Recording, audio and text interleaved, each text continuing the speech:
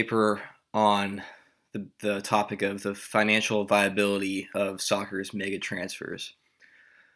So with the economic rationality of the business of soccer internationally and its well-known clubs has been under debate and scrutiny by economists around the world, I decided to look into and analyze one of the areas which falls under so much controversy, and that's the largest and most expensive player transfers in the world.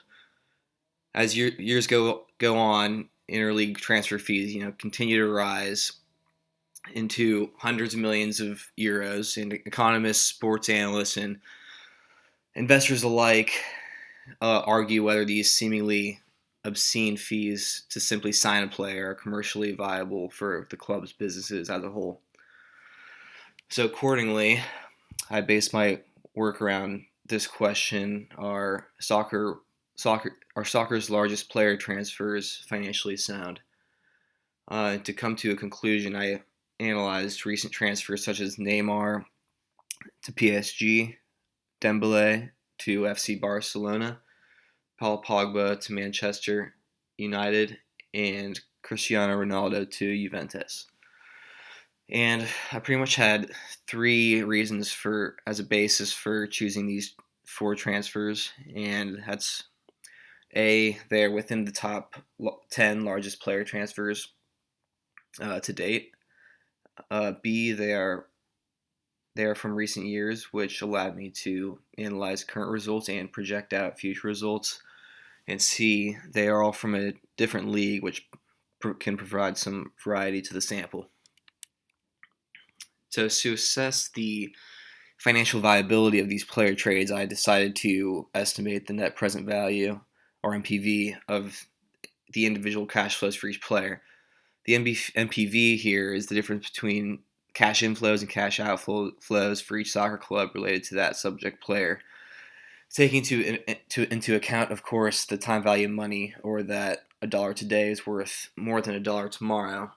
So to calculate this, I devised a simple formula to come up to a rough estimation, and that's NPV of the player equals the present value of player revenues minus the present value of player expenses, or inflows minus outflows.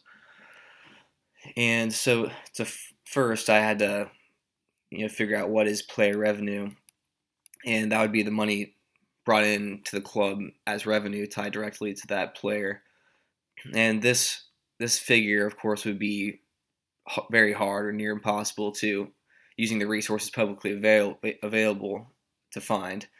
So I had to make an assumption to find a proxy or an estimate for this player revenue figure.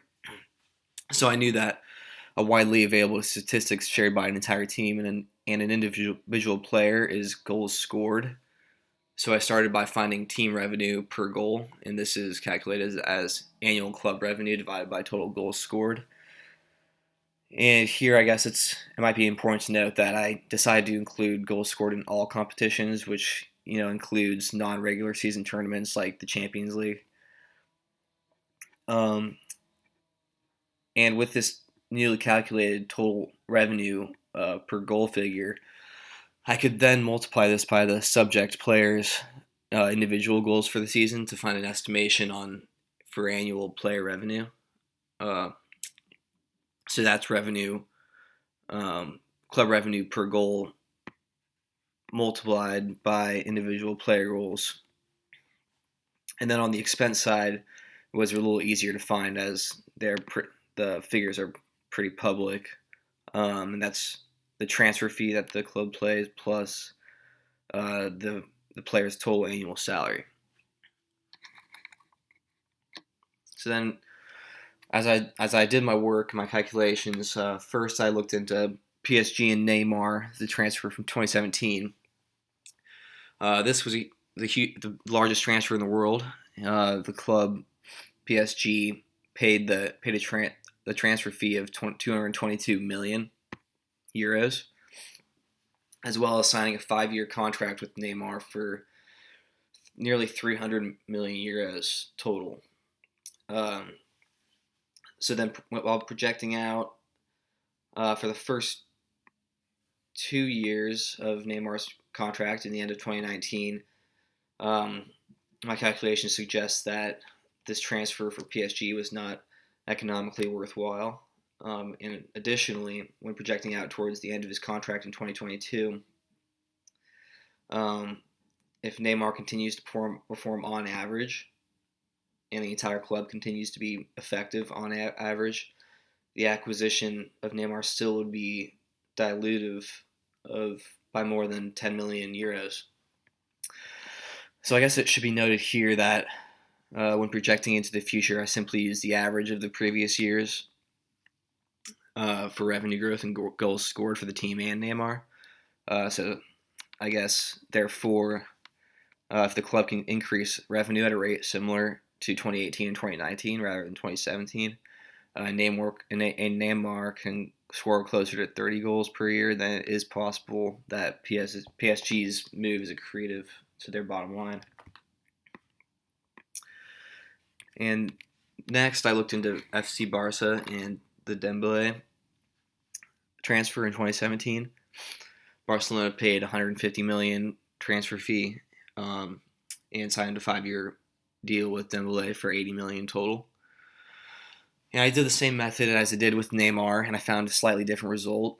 For the first 2 years, it was dilutive, and then projecting out, it was projected to be positive to the positive NPV of 70 million euros. So I think it's kind of interesting here to note the differences between this acquisition of Dembele and PSG's of Neymar. With Dembele, Barcelona acquired a lower goal scorer, but with a greater revenue per goal and a smaller contract, they have likely been able to do better than other clubs could have with Dembele. And on the other hand, though, Neymar is a very strong goal scorer in the large size of his transfer fee and salary package may be just too big to overcome financially. And then I looked at Manchester United and Paul Pogba in 2016. It's a slightly older transfer, but it's the 7th largest to date. In the transaction, Man U paid a transfer fee of £92 million, and soon after signed another 5-year contract with Pogba worth £75 million. So here, 3 years into the transfer, it seems that Manchester's acquisition of Pogba has already proved to be financially sound, and I believe that this is because the club's revenue per goal figure and Pogba's goals scored combined are enough to negate the negative effect of his salary and transfer fee. And already compared to the first two transfers I looked at, Pogba's salary already does seem to be somewhat reasonable to begin with. And then finally, I looked into Juventus and Cristiano Ronaldo from 2018. And so here, Juventus signed or paid a transfer fee of 100 million euros and signed a 4-year deal with Ronaldo for roughly 120 million euros, or 30 million a year. And so here, interestingly, only 1 year into the contract, it's probable that Juventus' acquisition of Ronaldo is already accretive. And I guess this should make sense, especially considering that Ronaldo scored more than a third of the total team goals in his first year in 2019. And as well, when looking 3 years into the future at 2022, the payoff for Juventus looks to be massive as long as both Ronaldo and the club can continue to perform well. So overall, I think from what I've found here in my little experiment, it is easier, or the easier it is for a club to monetize goals, and the more goals a player himself makes, and the reasonability of the salary contract all seem to result in a greater NPV and greater commercial viability for the club, even when paired with some of the largest transfer fees.